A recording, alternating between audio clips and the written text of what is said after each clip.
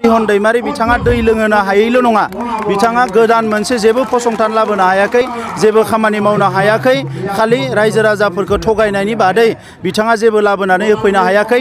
Election फैबा रायजोफोरनो फैसा रानो, धोरोम आफादफोरनो फैसा रानो, सोरनोबा फैसा रानो होननानै जों खोनादों।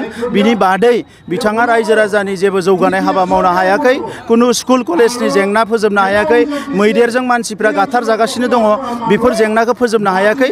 दा नंखायनो एबार उदालगुरिनि रायजो राजाया रिहन दैमारिनि बुंनाय बायदियै भट होआ, उदालगुरिनि रायजो राजाया UPPLजोंसो थागोन।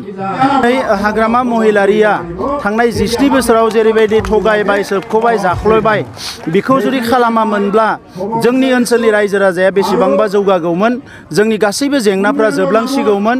दा बिनिखायनो नैबे समाव हाग्रामा महिलारि सोबख'नाय, थगायनाय, नासयनायखौ रायजो राजाफ्रा बुंनो साहस खालामाखैमोन। दिनै जों बुंनाय लोगो लोगो बयबो साहस खालामदों। मानोना बिथाङा जाय जिखौनो बुङो बिथांमोनखौ साजा होयोमोन, बिथांमोनखौ सिगियोमोन। बिथाङा माखासे युथफोरखौ केम्प लुयै दोनदों, जौ बेदर जाहोनानै रायजो राजाफोरखौ बुग्लुंहोदोंमोन। आरो दिनै मोनसे डेम'क्रेटिक सुबुं दारा खान्थिनि मोनसे मोजां थासारि फैबाय आरो बेवहाय रायजो राजाया सोलायनाय लुबैदों। आरो बिनिखायनो हाग्रामा महिलारिनि जि रायजो राजाखौ थगायनाय, बेखौ जोङो दिनै रायजो राजाफोरनि गेजेराव फोरमायनांगौ जादों।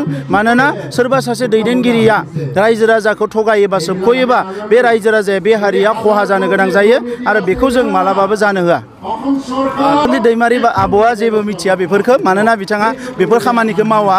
बिथाङा जेनेभानिखौसो मावो, बिथाङा माने फरेनाव माने गिदिर गिदिर मिटिंफोरखौसो गायो। आरो गोरिब गुन्द्रा आइ आफा रायजो राजाया मा स्किम दङ गैया बेखौ बिथांमोना मालाबाबो फराया। बिथाङा इन्टारनेशनेल लेभेलनि लिडार। दा जोङो मिथिगौ दिनै भारत सरकारा 75,000 मोनफ्रोमबो माने सेल्फ हेल्प ग्रुपनो फैसा होनायनि स्किम दङ। आरो बेजों लोगोसे नाबार्डनिफ्राय लानानै गुबुन गुबुन जोंनि फसंथानफ्रा 75,000निफ्राय 4 लाखसिम रां होनो हानायनि बेबस्था दङ। दा बेखौ जोङो UPPLनि सरकार फैनाय लोगो लोगोनो मोनफ्रोमबो आइजो आफादफोरनो, मोनफ्रोमबो सेल्फ हेल्प ग्रुपनो बेखौ होनो थाखाय जोङो हाबा मावगोन आरो गासैबो आइजोफोरखौ जौगानायनि जों हाबा मावगोन।